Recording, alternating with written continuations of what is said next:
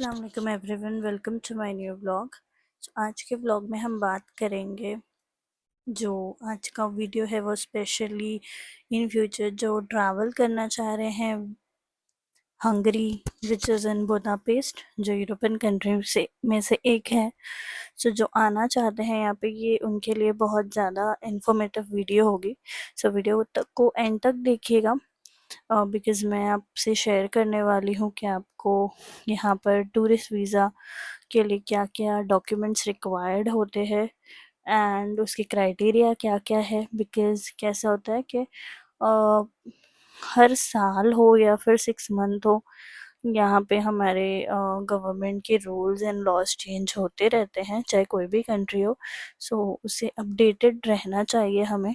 सो आज का वीडियो बस इसीलिए मैं रिकॉर्ड कर रही हूँ, बिकॉज़ यहाँ पे मैं 2 साल से रह रही हूँ, ऑलमोस्ट 2 साल से, उससे ज़्यादा टाइम हो गया है। सो मैं यहाँ पर ज़्यादातर स्टूडेंट्स को देखती हूँ जो इंडियन है, पाकिस्तानी है। देन फिर मैं यहाँ पर ऐसे लोगों को भी देखती हूँ जो वर्क परमिट पर आते हैं। सो बेसिकली ये आज है जो टूरिस्ट जो यहाँ पे विज़िट करने आते हैं, ये उन लोगों के लिए वीडियो है।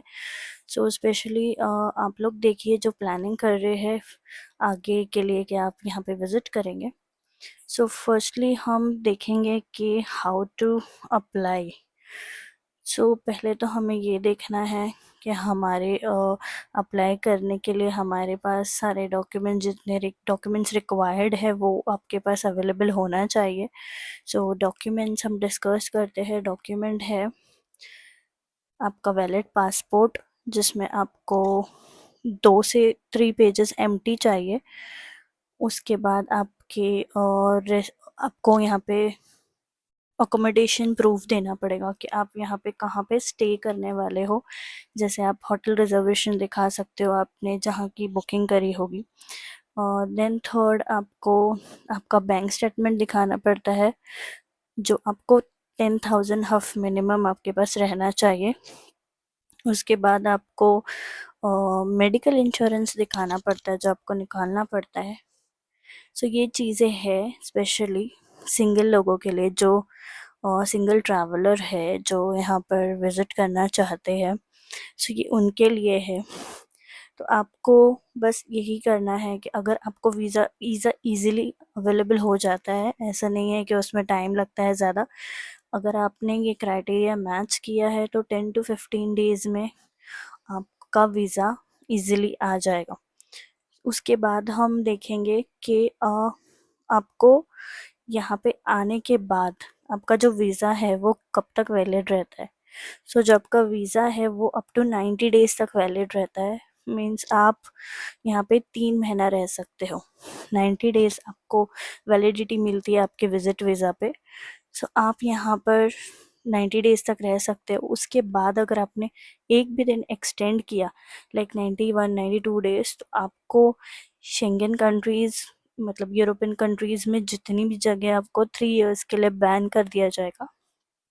आप ट्रैवल नहीं कर सकते उसके बाद इन कंट्रीज़ में, यूरोपियन कंट्रीज़ में। देन अगर आप विलिंगली आप रहना चाह रहे हो 90 या 90 डेज़ के आगे, तो आपको यहाँ पे आगे की इन्फॉर्मेशन के लिए एम्बेसी से कांटेक्ट करना पड़ेगा। सो ये तो हो गई ये चीज़ें दे सिंगल के लिए। देन अगर आप यहाँ पर, जैसे किसी का हस्बैंड रह रहा है, उसने अपनी फैमिली को इनवाइट किया, तो उनके लिए क्या है, उन वो भी आ सकते हैं। उनके लिए कोई एज लिमिट नहीं है। किड्स, स्पेशली किड्स के लिए कि बच्चा इतने साल का होना चाहिए, कोई एज लिमिट नहीं है। अगर यहाँ पर किसी के हस्बैंड रह रहे हैं या फिर किसी का बेटा रह रहा है जिन्हें अपना पेरेंट्स बुलाने हैं, या फिर अपने वाइफ या फिर बच्चों को बुलाना है, सो वो इजीली बुला सकते हैं।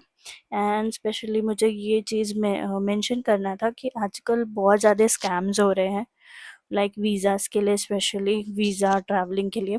सो आप लोग अगर आना चाह रहे हैं तो आप खुद से ही ऑनलाइन करिए, जो कि ज़्यादा आपके लिए भी इजी होगा एंड इजीली आपके कॉस्ट में, नॉर्मल कॉस्ट में आपको वो अप्लाई हो जाएगा वीज़ा।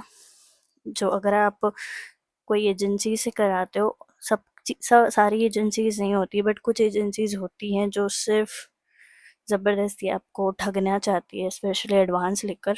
सो आप उन सब चीज़ों से बचने के लिए खुद से ऑनलाइन अपना वीज़ा अप्लाई करिए। आप अच्छे से उसके डॉक्यूमेंट्स पे गो थ्रू करिए, अपने डॉक्यूमेंट्स आप सब कुछ अच्छे से मेंटेन करके, अगर आप सब कुछ हो गया तो आपको इजीली 10 to 15 डेज़ में वीज़ा मिल जाएगा एंड आप इजीली यहाँ पर ट्रैवल कर पाओगे। और एक चीज़ उसमें मेंशन करूँगी मैं कि ऐसा कुछ नहीं है कि आप यहाँ पर पहले आकर गए हो तो ही आप यहाँ पर आ सकते हो, ऐसा कुछ नहीं है। यहाँ पे आप फ्रेश भी हो, कहीं पे आप विज़िट नहीं किया है आपने, आप फ्रेशली यहाँ पर आ रहे हो, सो तभी भी आप यहाँ पर विज़िट कर सकते हो।